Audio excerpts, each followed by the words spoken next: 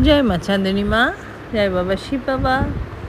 কবিতা পড়তে পড়তে একটা কবিতা পড়লাম, যেটি কবি কার্তিক ঘোষের লেখা। তুমিও কি বলবে?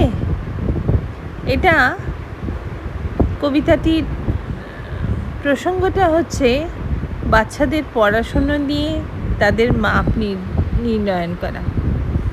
আমার মা ছিলেন তখনকার দিনের মানুষ, কিন্তু মনে করতেন পড়াশুনোর নম্বর পাওয়াটাই মাপদণ্ড নয়, সঠিক খাঁটি মানুষ হওয়াটাই একটা মানবিক জীবনের প্রধান মাপদণ্ড। সেই নিয়ে কবিতাটা পাঠ করছি। বিজয় নিউজ চ্যানেলে আপনাদের সবাইকে স্বাগত। আমি বর্ণালী, সঙ্গে থাকবেন। ভালো মেয়ে ঠিক কাকে বলে জানো? আর ভালো ছেলেটাই বা মানে কি? তুমিও বলবে, সহজ প্রশ্ন, মাপকাঠি তো একটি।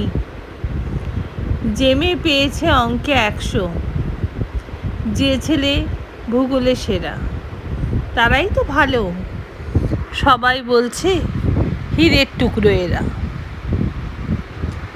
কাগজে ওদের ছবি ছাপা হয়, টিভিতে দেখায় মুখ।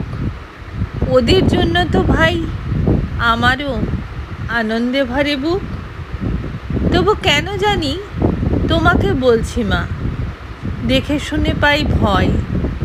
শুধু এত নম্বর পেলেই কি ভালো ছেলে মেয়ে হয়?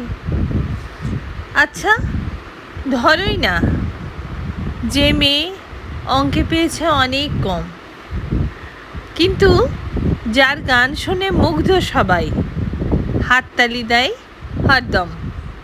আর ওই যে ছেলেটি পাশ করে গেছে এবারেও টেনে টুনে, বলতে কি ভাই আমরা সবাই অবাক ওর আবৃত্তি শুনে।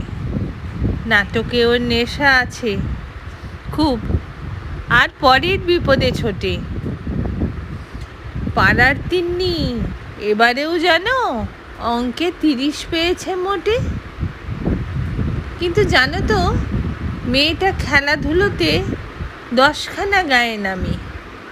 সত্যি বলো তো, তুমিও কি ওকে বলবে ওরা নয় কেউ দামি? চাই কি আরও ইঞ্জিনিয়ার, চাই কি আরও ডাক্তার? না, পাশাপাশি চাই আরও শিল্পী, খেলুড়ে, স্নেহময়ী সিস্টার।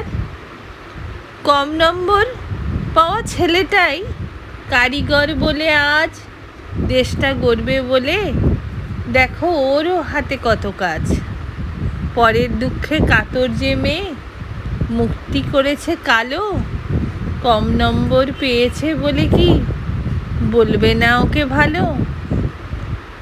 অভাবের টানি কলেজে পড়েনি, ছোট দরমার বাড়ি, তবুও মেয়েটা বাবা মাকে দেখে, ভাড়াতে চালায় গাড়ি। তাই বলছে কি শুধু নম্বর দিয়েই হয় নাকি মাপকাঠি? ভালো ছেলে মেয়ে বলতে কি ভাই মানুষ চাইছি খাঁটি। কবিতাটি ভালো লাগলে প্লিজ শেয়ার চ্যানেল